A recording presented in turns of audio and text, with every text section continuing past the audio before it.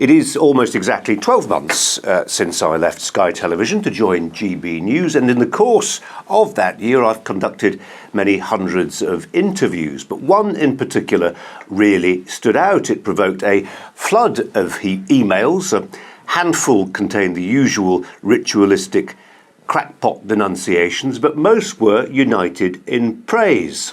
He is, they said, Britain's greatest living historian. Where's he been? Thank God he's back on our television sets. Well, he wouldn't thank God. He's a committed atheist, but we can't all be perfect. He is Dr. David Starkey, who I'm delighted to say joins me now. David, thank you so much for being here. We appreciate it very much. Thank you. It's clearly a divine miracle.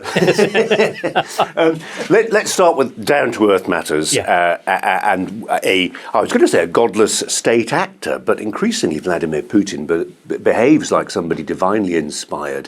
What lessons from history can inform our understanding of what's happening in Ukraine right now? Look, we should actually listen to people when they tell us what they're going to do. And this is the thing that is utterly astonishing about the whole phenomenon of the Ukraine. Putin has been saying now for years, I believe in Holy Mother, going back to your business about religion, I believe in Holy Mother Russia.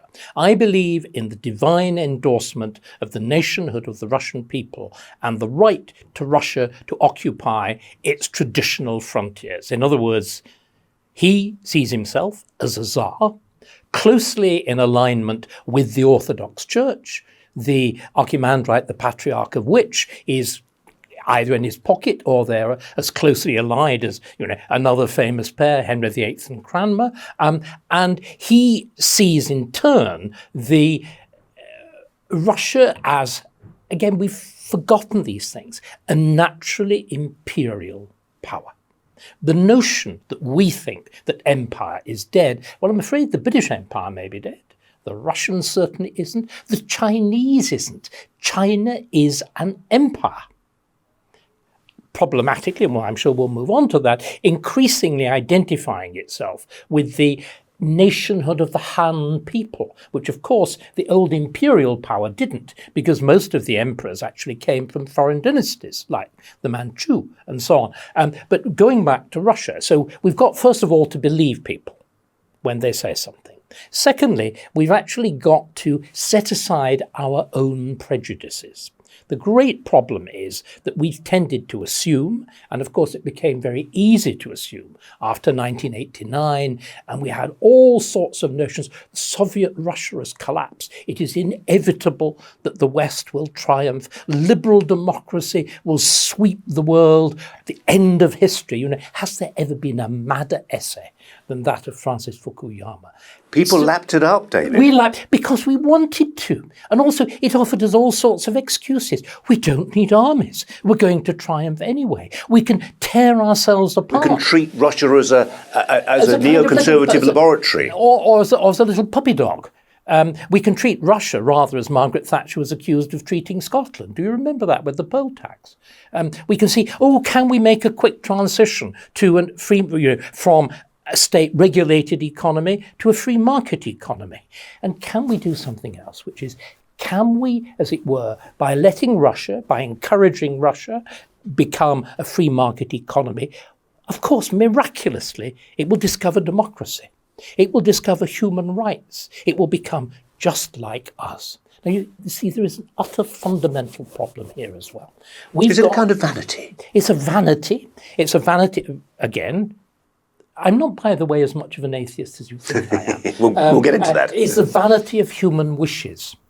It's a vanity of wish fulfillment. It's, again, the tendency of human beings to think that what they are, everybody is. It's the thing that, of course, as a historian, you're constantly fighting against in yourself, and you're fighting against your students. You're saying to them, recognize other people have other values. Other times have other values. Other places have other values. And with Russia, that is, preeminently something we should be doing. And then finally, it seems to me, we've got to recognize, as I said, this extraordinary arrogance of the West, which led to a complete dropping of guard, right? But the fantasy that our way of life is a bit like McDonald's. It's for export and everybody wants it. This is a very, very important question. We've just had Tony Blair talking, he couldn't keep his mouth shut, even a bit like me, really, except I'm not a Knight of the Garter. But Tony Blair saying, what we should be doing, the fact that we should be deploying power and effectively threats of power. Yes, that's all very well. But Tony Blair illustrated with his adventures in Iraq and in Afghanistan, the fundamental problem. There are societies which are not susceptible to the Western way of life. Our way of life, our notions of limited government, our notions of rights, our notions of free speech, our notions of tolerance are profoundly culturally rooted. They're rooted in our history. Is it because we are such an accidental exception? Is there something remarkable that happened 400 years ago, perhaps attached to the Reformation, definitely attached to really boring commercial trading activities and legal safeguards and patents and all that stuff, which meant actually we think what we considered to be normal was exceptional? It's totally extraordinary. And what is really striking, Colin, look at who is taking on Russia. It is really just the Anglosphere. In other words, it is basically, again, the book that I've been getting obsessed about because of its role in prophecy is George Orwell's 1984. Now, we think of 1984 simply as this terrifying study of the relationship between tyranny and totalitarianism and the individual. But it's also set in this extraordinarily conceived of frame of international relations in which the world has separated itself into three superpowers. One of them is Oceania, and Oceania is us and America. It's the British Empire and America. Orwell sees it as having gone INGSOC, having gone totalitarian socialist like the rest. It didn't. And it remains extraordinarily different. It's rooted in common law. It's rooted in the fact we're an island. America is an island. We're an island. One of the problems with the Ukraine is there are no frontiers. You're in this vast, infinite plain across which countries, powers, tribes have raced for hundreds, if not thousands of years. There are no frontiers. We in England have a frontier. The sea. America has a frontier. The sea. England has not changed its frontiers seriously since the Norman conquest. Did you see that wonderful comment on the place that's now called Lvov? This is the border city on the extreme western frontier of the Ukraine, bordering Poland. Somebody pointed out, very interestingly, that a person alive there could have been born under Austria-Hungary, got married under the Nazis, had children under Poland. Let me get there, but let's get this right. Could have been. I'm missing one crucial step. Could have been born in Austria-Hungary, got married in Poland, had children under the Nazis, and now lives in Soviet Russia and then the Ukraine, all in the same place without moving from the same place. There's a wonderful book by Philip Sands, I wonder if you've read it, East Meets West, and reminds us of these changing territorial dispositions over a very short period of time. Tiny periods of time. And also what we've also forgotten, Colin, is these gigantic movements of population. What happened was... Sometimes designedly within the Soviet Union. Always designedly. What we've forgotten is Stalin deliberately drove the frontiers of Russia further and further west. There were gigantic movements of population. You take in great swathes of Poland into Russia, and Poland drives Germans out into Germany and moves its frontiers to the west. So, a place called Gdansk is really Danzig. Königsberg is Kaliningrad. So there's been this astonishing shift. We have had this stability. And also, of course, in Russia, in most of the rest of the world, the tensions of history are naked. They are naked, they are unresolved, they're still bloody, they bleed. Here, and again, I'm now going to sound mystical, another point about religion. We've got a history that extraordinarily resolves differences. And it's, to use an awfully grand term, it's a kind of Hegelian dialectic. Irreconcilables have been reconciled, to use a phrase you'll be familiar with, the lion lies down with the lamb. Just look at it, think of it physically. I'm standing with my back to the National Gallery, okay? I'm looking over Trafalgar Square. Immediately to one side of me, there is a statue to the king whose overthrow in 1689 is the beginning of the development of that Anglosphere that you talk about, James II, commemorated by a wonderful statue by Grinling Gibbons. Directly opposite me, at the top of Whitehall, there is a statue of the king who had his head cut off, Charles I. And at the bottom of Whitehall, when you've actually got to the Houses of Parliament, looking back up at Charles I is Oliver Cromwell, who cut his head off. Now, do you see what I mean? This is a history in which we don't tear down statues, or at least we didn't till very recently, because we recognise that we're descended from both sides. Each one of us is both a bit of a Roundhead and a bit of a royalist. And I would even argue that this is true, although the truth has been suppressed, on slavery. Yes, for a time in the 18th century, we were a major slaving power. We are also the only country that deliberately abolished slavery, not only in Britain, not only in the British Empire, but throughout the world, against immense opposition from France, from particularly Portugal and Brazil, and from America. I mean, can I tell you a nice little story? Everybody goes on, isn't it disgraceful that when slavery was abolished, the slave in Britain, the slave owners were compensated, but these slaves weren't? Let me tell you the story of I never know how you pronounce it, H-I-T-I, is it Haiti? Is it Haiti? Haiti. Is Haiti, right. Well, that was Saint-Domingue, Saint-Domingue, the French colony. It becomes independent from France, and it, as it were, its slave population is free. There was a huge slave revolt, and thousands of French settlers were murdered. Toussaint Louverture and all the rest of it. But this is the more interesting point is when they finally get their independence, do you know what they had to do? They had to pay France 125 million gold francs. And this desperately poor country didn't finish paying it off until 1947. And Napoleon, the great vehicle of reform, reimposed slavery in Saint-Domingue. So do you see what I mean? We have, even in this area, although Black Lives Matter and whatever will not admit it, we have a radically different history. America, less so. The United States, less so. I mean, clearly the grand claims of the Constitution to universality, the full rights of man and all the rest of it, jar very awkwardly with the actual nature of the revolutionary settlement, the whole history of the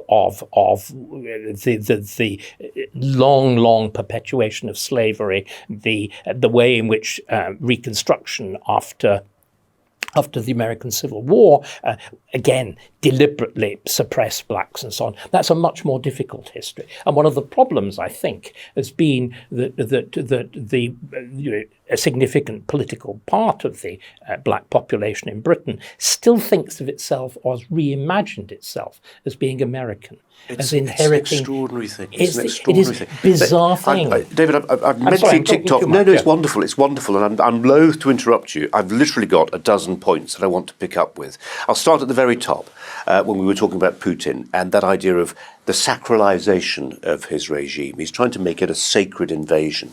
As Stalin did. Well, I always object to this idea, and it's just an obvious point, really, that religion's the root of all wars, and when it's so self-evidently one of the reasons sometimes, and often just a form of camouflage. It's often about ego and territory and water and food and territorial ambitions, etc., etc. And we know, don't we, that the quote, great wars of the 20th century that claimed tens and tens of millions of lives were inspired by rampant forms of atheism. And if anything, I can make the case for saying religion damped down some of those enthusiasms. But it does seem extraordinary that Putin is using the cloak of religion to do what he's doing. Anyway, can I just offer you an explanation? The point is, if you actually look at both Mao, in terms of the horrors of what go on internally in China, tens of millions. I mean, deliberately. Stalin, 10, perhaps 20 million. I mean, including millions in Ukraine. The figure, but what you've got to remember is that what you say are these totalitarian and atheistic ideologies are in fact presented with the enthusiasm of religion. When the Webbs go, that extraordinary couple who founded the institution that I misspent much of my working life in, the London School of Economics, when they went to when they went to the USSR, they wrote this extraordinary book called the Soviet Union, A New Civilization. That was the first edition, and it had a question mark. The second edition drops the question mark. And what they point out is that the Communist Party, they claim, is the equivalent of the Jesuits.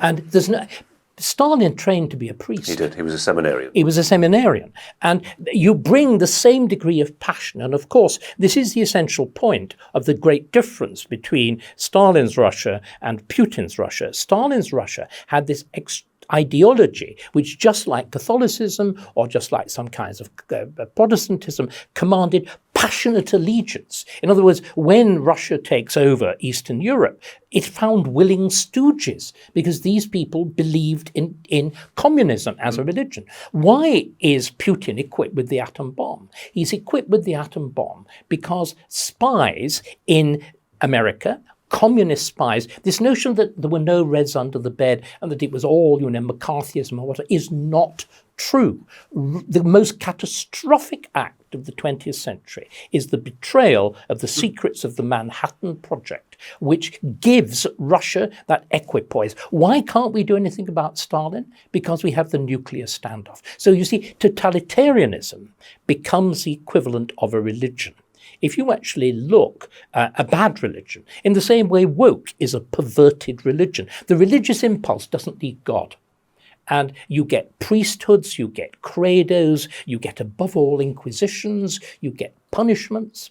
And so in some ways what we're now seeing is that wonderful phrase of G.K. Chesterton, when you stop believing in God, you don't believe in nothing, you believe in anything. And we're seeing that. So I think what why Putin's gone back to orthodoxy is, of course, that once communism died, you had to find another credo.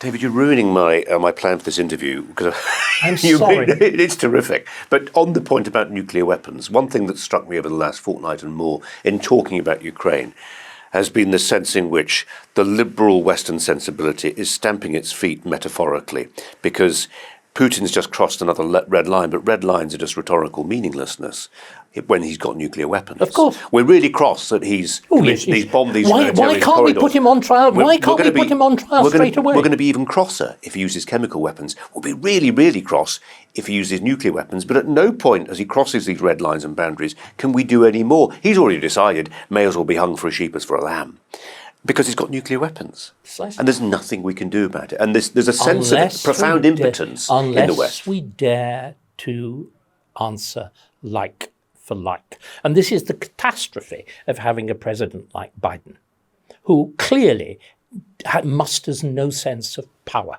One of the things that's gone most terribly wrong with the West after 1989 is that we've decided, because we don't believe might is right, we've therefore decided might itself is a bad thing. Colin, right needs might.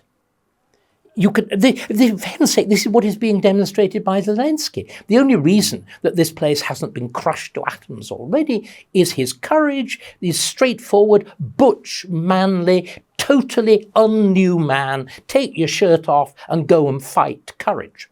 And again, have you noticed it's women and children first? There's something, in that sense, there's something profoundly old-fashioned which reproves us. Can I offer this as well? It struck me, Zelensky's not backwards in coming forwards when it comes to talking about peace and negotiated peace. And from the very get-go, I've been trying to interview people and saying, look, this will need to be resolved. Not amicably. It's impossible to resolve it amicably. The body count is far too high. But at some point, if you don't want the body count to rise even higher, you've got to treat. You've got to parley. You've got to discuss. Now, he is now saying, maybe not maybe no to NATO membership. What was the word he used in the last 24 hours? There's a realistic chance of some kind of negotiated settlement. Had he not been the sort of warrior leader that he's been, I would suggest to our viewers and listeners that actually his negotiating position would be much weaker. There will be hawks in his party who would say, let's get rid of this guy. But because he's hung tough, he can now make the peace. Absolutely. But you see, the problem is, again, it's this stupid notion that there's a thing called international law, or there's a thing called universal human rights. There aren't. There can't be. These are wish fulfillments. These are nice notions that wouldn't it be lovely if. This is the world, frankly, of fairy story and make-believe. And the trouble is we've persuaded ourselves they're real. I mean, has there ever been a more lunatic notion than the idea we're going to put Putin on trial? Can I just gently offer all of these people who are now shocked by what I'm saying a little remark from another rather successful dictator, which is a certain Joseph Stalin. He said, winners don't get put on trial.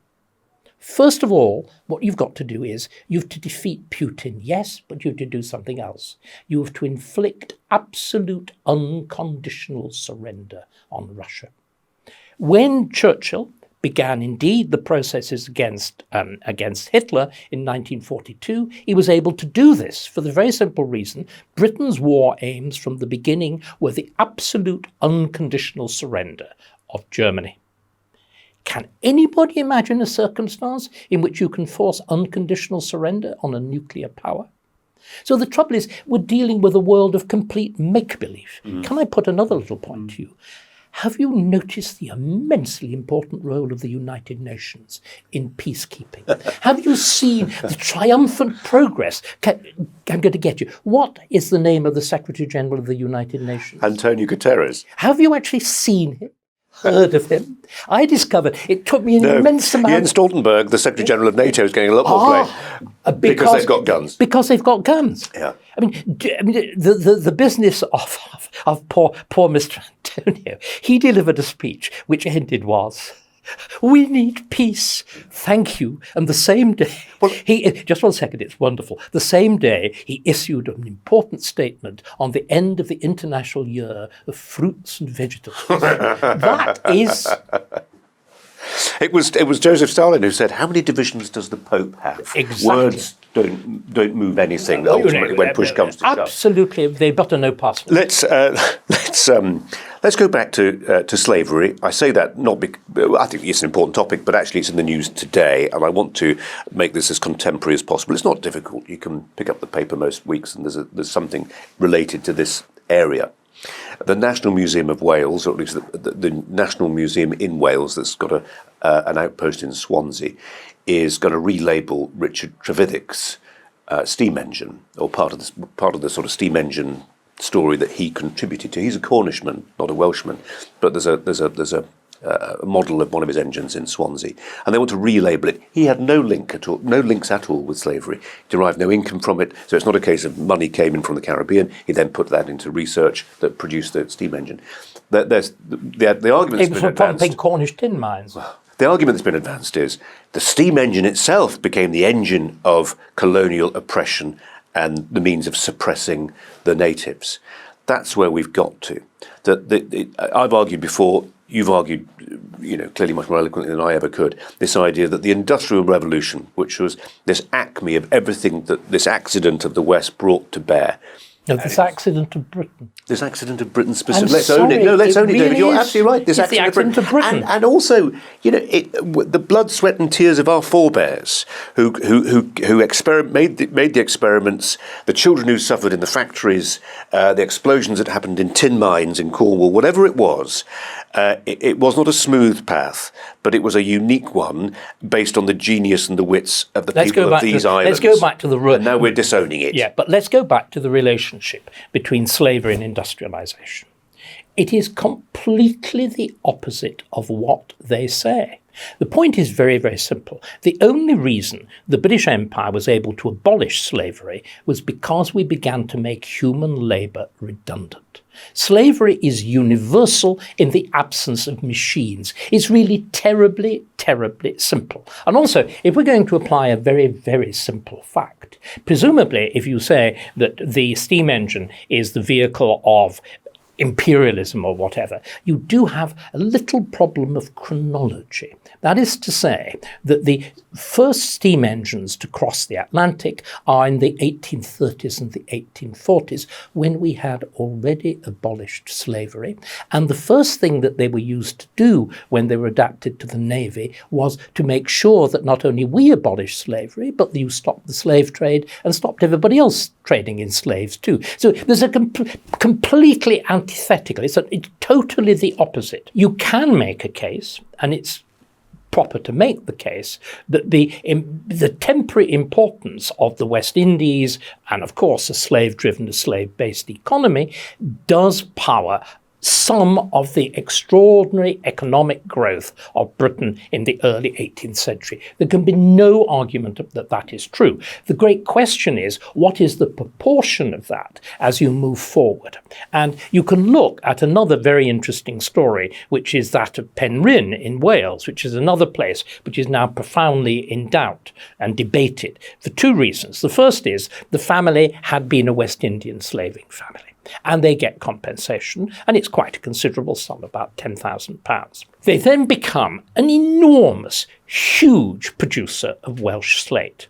And if you actually look, the proportions of that slave wealth to the Welsh slate wealth, in a single year, they will make 10 times the entire amount that they received in compensation, off the back of whom? The white Welsh miners, the slate miners, those working in these appalling conditions, hacking the stuff out, splitting it, transporting it, shifting it, and roofing the Victorian world. It's not a part of the story of our explanations of slavery that people want to hear. There is a profound incuriosity about other answers to the slavery story. I mentioned right at the beginning my first interview with you here at GB News, and the mailbag I saw, the bulging mailbag as a consequence. But the thing I took away from it and stayed with me and stays with me still, because I'd not come across it before, was your explanation of what the Ottoman Empire was doing within the context of its slave trades. And I'm 53, reasonably well educated. I've lived a life within journalism. I'd never heard of that. I'd never heard. That is the genuine genocide. What we have to understand is that the Atlantic slave trade is, of course, monstrous, as slavery always was. But by the way, slavery is universal. Empire is universal. The reason that the Spanish, the British and whatever were able to conquer with tiny numbers of troops vast areas in the New World, in India and whatever, is you were taking over crumbling native empires. So the reason that the Spanish can conquer, Latin America with about 200 troops is that you decapitate the Inca Empire and you decapitate the Aztec Empire. Similarly, Clive of India simply decapitates the Mughal Empire. So you do that game. But the whole question of the Ottoman Empire is something we have just eliminated from our minds. So the slavery that goes to America should really, if we're using this model, which is taken from Jewish history, again, there's a really important point to be made here. One of the reasons why there is the repeated left attack on Jews is that Jews enjoy, if that's the right word, thanks to the horrors of the Holocaust, they enjoy a unique status of victimhood. And of course, victimhood is the ultimate currency of the left. There's a hierarchy of victimhood. And you can see there's a passionate resentment that the Jews really, because of the Holocaust, come unquestionably top. So there's a rather serious attempt in the form of some black intellectuals to somehow dethrone the Jews from that position and say, well, actually, hang on, slavery is a genocide. genocide.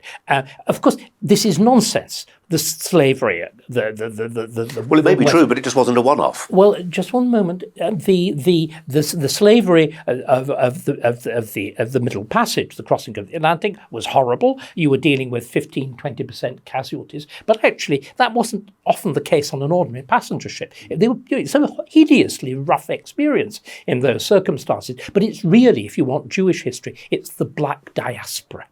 It is the distribution of blacks throughout the world. I mean, the figure is about 300,000 slaves go to the 13 colonies. There are already 500,000 by the time of independence. So it's a funny sort of genocide where they've increased nearly 50%. If you want a genuine genocide, it's slavery, as you said, to the Ottoman world. And the numbers are colossal. The numbers are at least 10 million.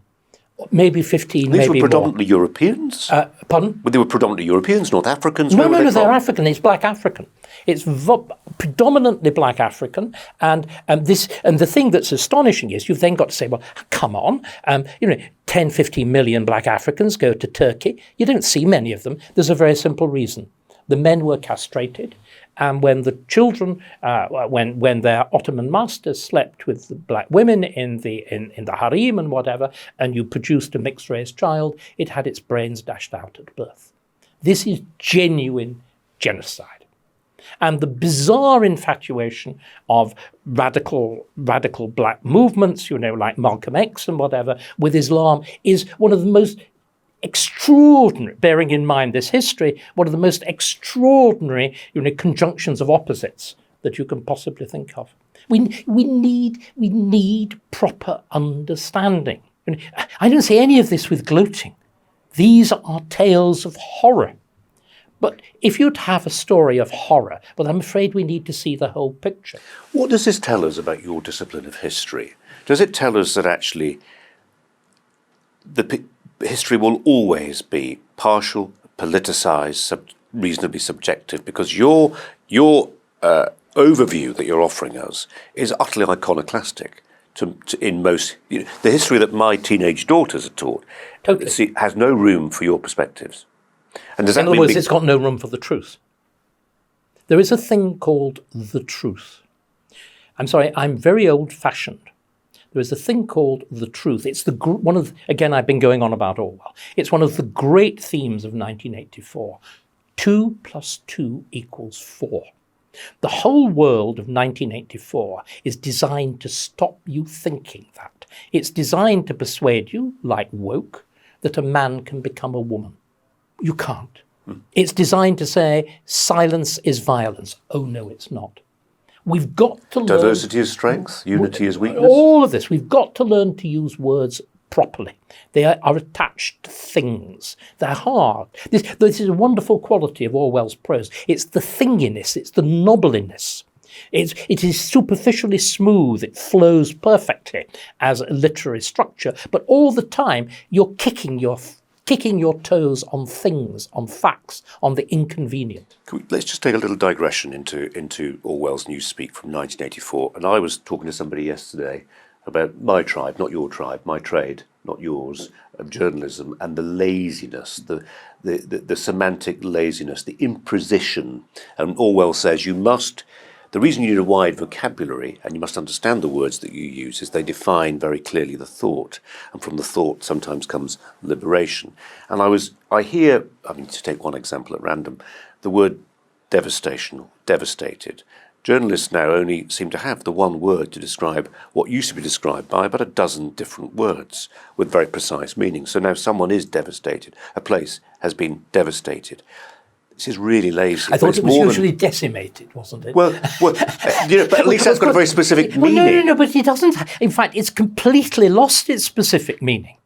And language does that. We get that. But I'm coming back to Orwell and this. And our means of passing the world around us through language as we move into this strange post-literate culture that we've created is diminishing. I'm going to park that digression. You said something earlier about the way we tell history, and it made me think about the sorts of television programmes my children watch. And in particular, I'm struck increasingly by this sense that there's a real attempt by TV producers at verisimilitude. They want to make that Georgian high street look as as exact as it might have been, but they don't give a toss about the language that the protagonists are using. Or indeed what the protagonists look like. Have you noticed they all have perfect teeth? They have immaculate complexions. What's going on there? They've clearly been showered regularly. Does that not you off? Does that not? I just laugh my head off. There's an absurdity about the thing. So you get all the detail right and all the big picture wrong. And the whole thing just turns into an exercise of interior decoration. Yeah. This is television as interior decoration. Yeah. And again, it's a great problem with most historical novels. Very, very few actually manage to convey in any sense the sheer strangeness, the sheer difference of that world. And instead, of course, it's us in fancy dress. Totally. I mean, have you noticed now, every woman in the past has got to be feisty. They've got to be liberated. I mean, even serious historians, I mean, really rather impressive historians, are constantly sort of, the queens of Henry VIII were all really independent, important figures. No, they weren't. They were his wives. And the only reason that they matter at all in history is because his eye happened to let upon them. I just find it also boring and predictable. Of course. This complete displacement of the role of religion, for better or for worse, it was an absolute preoccupation. It's utterly central. It's utterly central. The other thing that annoys me, of course, like it does many middle-aged... So are you lying on a couch at this point? No, I'm coming to a relevant point here, but it is, I hope, which is... I've got my pad here, I can take notes and burble sympathetically in German. Just don't bill me. And it's a genuine source of conflict in my home when the kids will be watching Poldark, set in 250 years ago in Cornwall, and here's a remote rural tavern, but the wench behind the bar serving the tankards of ale is black. And I'm saying, guys, no. But Dad, she might have been. Statistically, there were 1% of the London population 250 years ago was black. I was like, well, yes, but this attempt at salting all crowd scenes, all locations, with what's behind it? What this wishful thinking that's this I get it, this desire to say, look, actually we've always been like this. We've always been like this, and it's utterly untrue.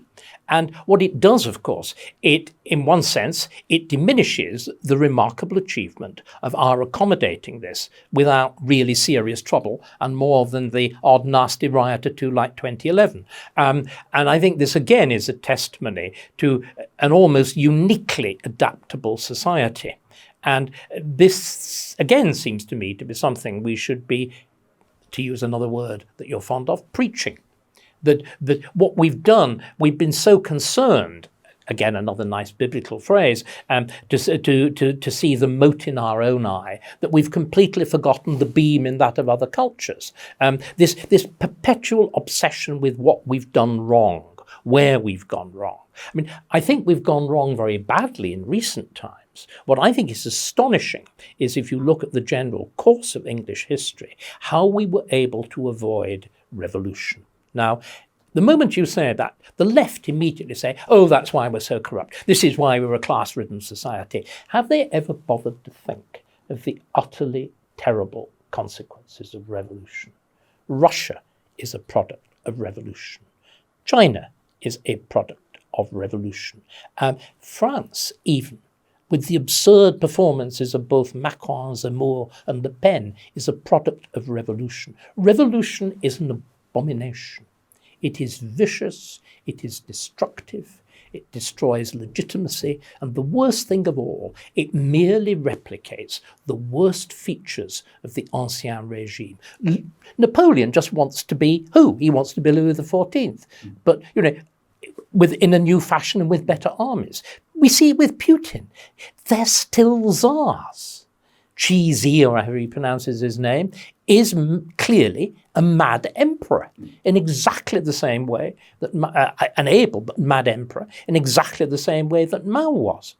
And similarly in China, it's very clear that the Communist Party fulfills the same function as the Mandarinate, as a traditional civil service of China, which held it together held this extraordinarily conflicting, wildly commercial, utterly individual, in some ways, utterly individualistic society. I know there is a theory of Confucianism which does precisely the opposite. But the Mandarin was it's both the connective tissue and it's the glue and it's the fetters. And if you look at the civil service exams now that Chinese are exactly the same, of the most ferocious difficulty, which of course is why they're so well governed as opposed to the load of incompetent, half-functioning classicists that inhabit Whitehall. They're ruled by engineers. Well, it's the ultimate peak meritocracy, and I'm not always a fan. We're both products of the meritocracy to some degree. Like us, you mean? Like you. But I mean, there is an argument against the meritocracy. Maybe we'll come back to that. I just want to talk about our royal family as it's in the context of what we're just talking about. The shift from meritocracy is dramatic. Well, no, in terms of who governs and absolutely governs, and as we walk through the wreckage of recent royal stories, whether that's Prince Andrew or Prince Harry. I am a monarchist, a former royal correspondent as well, but I am a monarchist, and I say to people, and you know this better than almost anybody, that there are good kings and bad kings and lousy princes and great princes, and you either sign up to the institution or you don't, and because the danger otherwise is you laud the Queen and detest the prince who's coming, and I fear we're heading into that situation, and I worry, because I believe part of the rationale for royalty is as this ballast that just holds the executive in a kind of balance in some way, or at least offers it offers. What does it offer? It offers theoretically, but that's no longer well. The case. That may be true. But at moments of high national anxiety or joy, you can look to someone, an institution which has no obvious political capital gains to be made in the opinion polls. It hasn't got to worry about an election. And I think also more than that, and even this is true to some degree, even of the sort of Harry Andrew stuff, that it is this national family. And if you don't see it as the apex of some societal structure, and I don't, if you see it as a sort of nationalised family on which the human condition is played out as a soap opera, it's divorce, it's love, it's jealousy, it's the prince having a go again at the older brother. We've seen this for hundreds and hundreds of years. Then I don't want to say you can enjoy it, you can learn from it, it serves a purpose. My point is, these are all reasons to have a royal family that have got nothing to do with how much you like the Queen or anxious about Prince Charles. And I worry that argument's been lost, that natural advocates of the royal family are not articulating that argument. They just say, the Queen's jolly nice. Well, that won't help the institution survive for the next 200 years. I agree completely. You see, again, Roger Scruton made a fascinating point. It's derived actually from Hegel, that monarchy is the most natural form of government. And the explanation of that is, first of all, of course, it's the most traditional. And in the case of Britain, England, it is the one from which everything derives. We're still really ruled by the royal prerogative. Parliament is a kind of add-on to this process, but it goes much deeper than that. And the very arbitrariness, the very absence of meritocracy, the fact that it is just there, you see, in a fundamental way, symbolizes culture. Again, our argument's coming very interestingly full circle. The great problem with the notion of a rules-based world, of a law-based world, of everything based on consent and rights is, of course, it goes back to the idea that somehow we are born free. This phrase that's Rousseau, that's the American Declaration of Independence.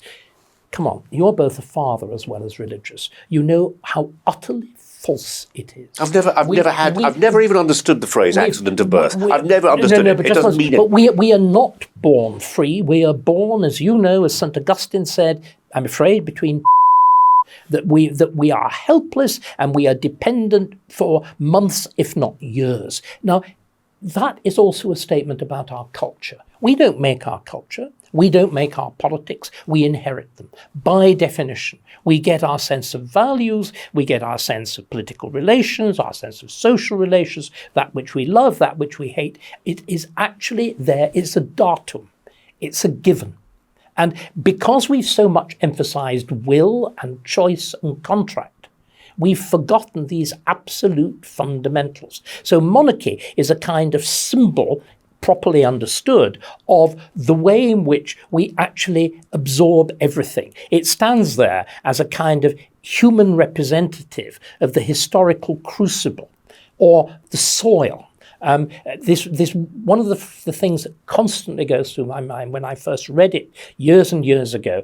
It just ran through my head like electricity. It's Geoffrey Chaucer right at the beginning of this extraordinary intellectual transformation that we call the Renaissance, Reformation, whatever. At the end of the 14th century, he talks about old fields from which new corn springs, and old books from which new learning comes. Extraordinary. So the past isn't dead.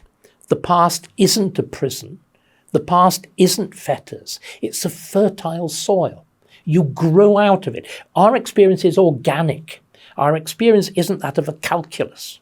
It's organic. And we have to understand that. But again, because we teach so badly, and we teach history nowadays just really as a series of slogans, as no more. And in one sense, this is always the case. I mean, have you not noticed with Putin, the argument is historical, that this is the authentic Russia that he's wanting to restore. Now, there was a very interesting article, I think it was yesterday, in the Telegraph by my friend Andrew Roberts saying, oh, isn't this absolutely preposterous?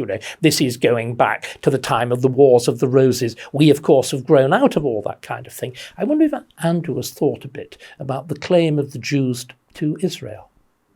I think it goes back to the Old Testament. In other words, the notion that, as it were, the past is this kind of thing that you just draw a line under. The reason we can draw a line under it in England, or have been able to draw a line under it in Britain, is precisely because these disputes had been reconciled. What about the Scots? I'm afraid the Scottish nationalists are looking back to Bannockburn, if you remember, Blueface and all the rest of it. And they are arguing that the whole of this history of reconciliation and union between England and Scotland, beginning with the union. We were talking about monarchies in 1604, and then going on to the actual union of parliaments in 1707, and which, the union of parliaments in 1707 is one of the most extraordinary acts in human civilization. Scotland was bankrupt. It had ruined itself with imperial adventures. Imperial adventures. I mean, the idea that the Scots opposed colonisation, the thing they were desperate for was they just didn't do it very well. They did it extremely badly until they became the subalterns of the English Empire, when they did it extraordinarily well, at least from the point of view of the imperial power, and possibly rather unpleasantly from the point of view of the subject people. But if you actually look at the terms of union, the Scots Nats go on about it as though it's English colonisation. Scotland in 1707 preserves its own system of law, its own right to issue notes and currency, its own social system, its own educational system, its own church, its own court, its own crown jewels. That's reconciliation. That is accommodation, isn't it? Astonishingly, the only thing that you unite is Parliament. What does Blair do with devolution? You tear apart the only thing that united England and Scotland, which was the political bond of Parliament. I mean, if you could have had, it is the problem with the Blair government, that it was consciously not simply unhistorical, but anti-historical. Its consequences are catastrophic. And it's only with the history. I don't know how long you have to stand back, but when I look back at that Blair government now, Blair, there was a lot that was attractive about Blair. He wore power very well, but you think back to the Equality Act, you think back to immigration from the accession countries, much of which was good, but 10 million people in 20 years was difficult for any country of our size to absorb. You think about the Iraq War, and you think about how history looked at someone like Angela Merkel, the doyenne of European leaders. Now manifestly a catastrophe. Exactly, but it's only over a period of time with this In retrospection selection, can we say that was the day? T.S. Eliot. And the point, I think, is also, you've touched it perfectly. I mean, how Blair dared to comment on Putin is beyond me, because, of course, he went into Iraq with no more legal authorization than Putin went into the Ukraine. in terms of his beloved international law. And his motives, well, of course, he would say, my motives were to remove a wicked dictator. I think that's more or less what Putin was saying about Zelensky. My motives were to restore a proper structure of government. See what I mean? And it is the West, again, what we've got to do, we've not only got to try to understand other people according to their own values, we've got to try to see ourselves as they see us. What is really striking, if you look at the United Nations at the moment, everybody's been going on about, oh, Boris Johnson, oh, the world stands united against Putin. No, the world doesn't stand united against Putin. Have you looked at who has not supported the resolutions? Obviously, China. India, Pakistan, who we give £250 million in foreign aid. Let's just continue. India, Pakistan, South Africa, Brazil pretended to and then immediately renounced the whole business of sanctions. Why? Because all of these countries see us as hypocrites. They see us as imperializing hypocrites who are using the doctrine of universal human rights simply to impose Western values on them. And you know, again, we have completely underestimated the intelligence.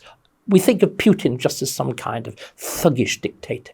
He was, and probably still is, a highly intelligent man. That extraordinary rhinoceros in spectacles, Sergei Lavrov, the Russian foreign minister, he has wooed the world at the United Nations. He has come up with all of these clever doctrines, like, oh, there's no international right to interfere in the internal affairs of other countries on the humanitarian grounds.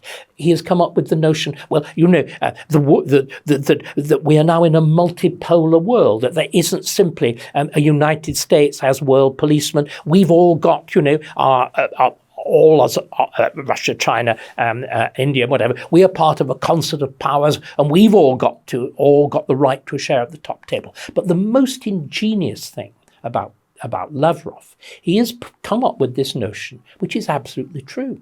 He's pointed out that the Western system of international law, human rights, and all the rest of it is culturally specific.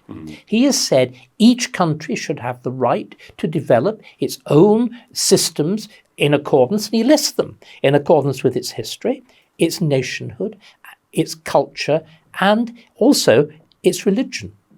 In other words, why have we seen all these apparently bizarre countries all more or less lining up behind Russia without necessarily talking about it? Because the West is seen merely as using human rights as another cloak to resume the empires that we once wielded over these people in the 19th century. And Blair, of course, is the outstanding example.